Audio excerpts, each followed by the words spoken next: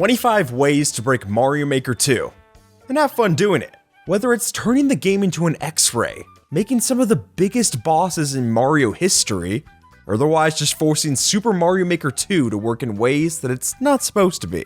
These are some of the best ideas to push Mario Maker 2 past its limits. Today, I've been joined by Mario Maker 2 YouTuber Icay, who helped research some of the most creative ways to bring the game down to its knees. So let's get into it. Hey there folks, I'm Skip the Tutorial, and here we like to play games the wrong way. And hey, if this is your first time here, then make sure to bug out that subscribe for more deep dives into your biggest questions. Number 1. Spiketop Shuttle.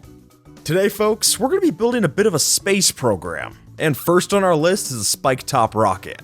So, to lay this out, we need to set up a contraption like this, which, even though it looks like a mess of springs and chain chomps, this is all that NASA has funding for anymore. But that aside, since we can actually do something pretty cool here, if we have some cannon-clad spiketops fall onto this at just the right timing, yeah, that'll happen. Now, I think what's going on here is that the two start trying to climb each other, and the result is enough G-force to take us straight past the stratosphere. Although, be careful standing on top, because the speed might just be too much to handle. Number 2. Painfully slow. This next trick has to deal with the way that the game handles time once we get hit. So, say that we lay out a conveyor belt machine like such, and then split it on two sides with a pair of doors. Well, what we can do is that on one end have the toad grow up, and then on the other, snatch that right away. The result of which is that as soon as we fall to the other side, all time will come to a standstill. This gets pretty interesting. From there, we can put down as many death traps and enemies that we want the poor guy to face. He won't take a lick of damage. The only downside though is that we ourselves can't move either, making this a lot less of a superpower and more like a ride at Disneyland. Number 3. Keep moving forward. Picture the situation. You're running through a level when all of a sudden you notice a path of spikes that you just can't cross. Well, no worries. There's a way overhead and you can get to the door. But that's the problem, since we need a key, and the only way to get that is over by the spikes. So, how do we do this? And no, without cheating. Well, if we make some item launchers like so, we can actually have it where the projectiles don't just stop when they're shot, but instead continue on forever. And using a train like this, we can trigger the bump, get the key, and take the door to the end of our lives. Number 4. Losing the limits. Ever felt like Mario Maker's sprite limit just holds you back from your creativity? Well, this is the exploit for you. By copy and pasting 99 different blocks onto tracks, we set the floor plan for us to make a black hole. Or more accurately, a thwomp that thinks it's on a track, but isn't on a track because we deleted the track, but only kind of. Look, I'll link up Icay's video for a more thorough explanation of the nitty-gritty. But all we need to know is that creating 35 of these Schrodinger's thwomps will allow us to duplicate plenty of items in the game, and the results get pretty interesting. Whether it's using the copied cache of coin pipes to make money fountains, or laying out a whole bunch of fire bars for a pretty pattern, the possibilities get close to endless. And now you don't need Mario to tell you when enough's enough. That choice is yours. Number 5. Carry on item. There's a few things in life that are just a given. Life isn't fair, you can't stack more than 64, and you can't hold items in a dry bone shell. Well, thanks to some handy timing, we can at least turn one of those on their head. While we wouldn't normally be able to grab this POW block, if we set it up at just the surface level of the lava, then we can stand just enough of a chance to pick it up on the drop down.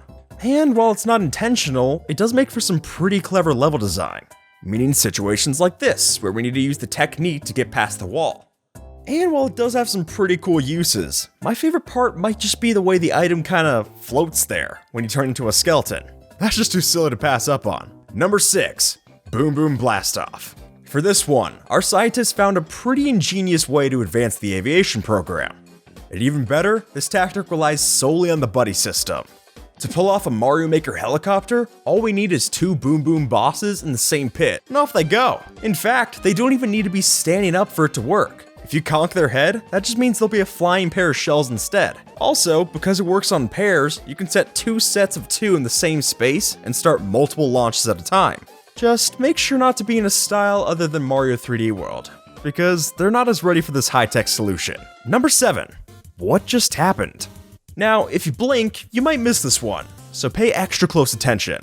But if we put something on a track layout like this, let's say a launcher for our case, And then, if we hit this button right as it's about to switch tracks, then we disappear.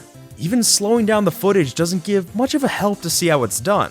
Instead, we need to cross over to the other end of the screen to see that we're actually being squished by a lightning-fast launcher. Admittedly, it's not set up in a way where it could just fool any average player, since they might just get the timing wrong in a regular level.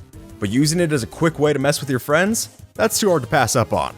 And even Icay shows that we can use this sucker to pass through walls, making it both an insta-kill and an instant opportunity. Number 8. Go home, Galoomba. Time to get a little tipsy. After booting up the Super Mario World game style, we can throw down some Galoomba enemies in a situation that'll toss them into the air. For my money, bob-ombs are the best way to do this, and they'll make it more of a show. So, when the Galoombas get ejected, the claw will be ready to grab it just as it hops awake. And by interrupting the animation at just the right time, we stop the little guys from standing up straight. And instead, we get these turned over goofballs roaming the grassy plains. While we could stop there and have our fun, even better to me is when you pop one of these guys into a clown car. And all of a sudden, it looks like a DUI ready to happen. Number 9. Pastry phasing. So, to give another hypothetical, let's say you're running along the course and catch a glimpse of money heaven right on the other end of the wall. Obviously, you want to party over there. This semi-solid platform is just a little too solid to let us through. But look at that, you came prepared.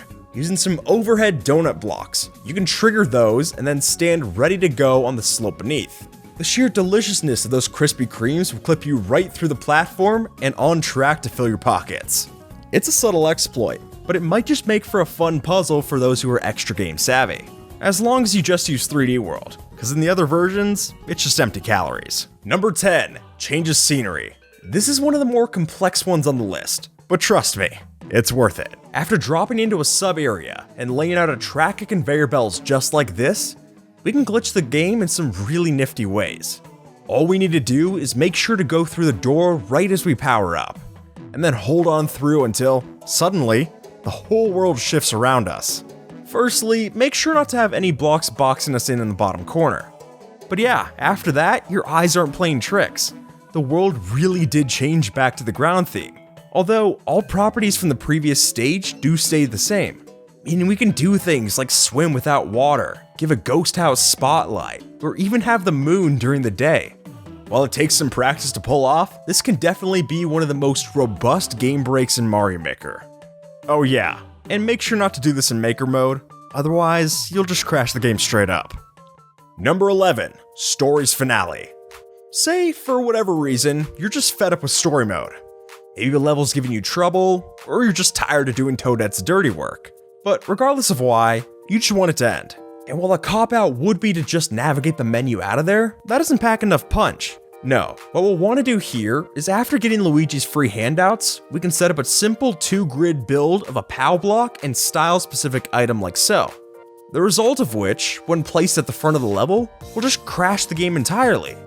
Why? I'm not quite sure, but I'd bet this is a hell of a lot worse for the kingdom than what that dog did. Number 12. Abstract Abomination.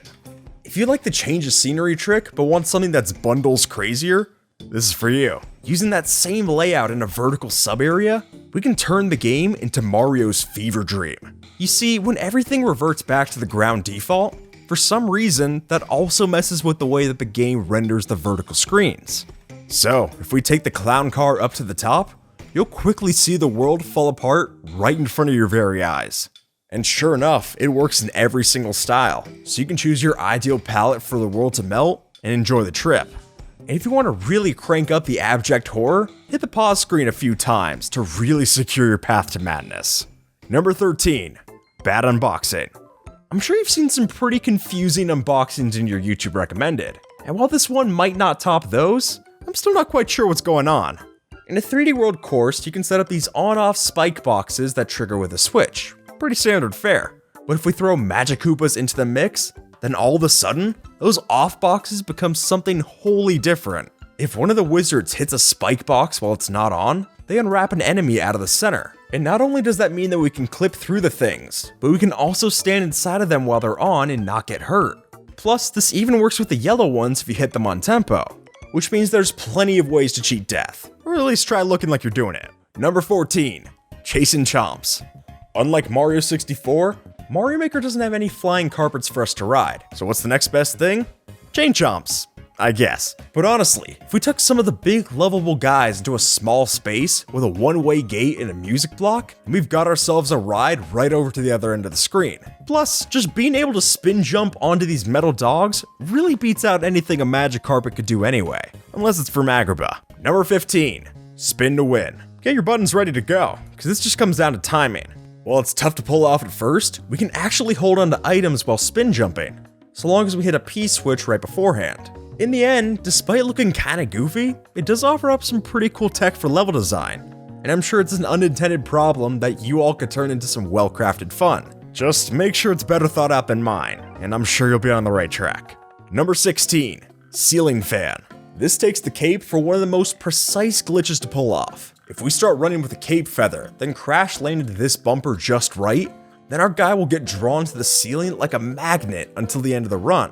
Ultimately, this means we can lay out some pretty fun courses for us to go through, almost like an airborne version of a don't move stage.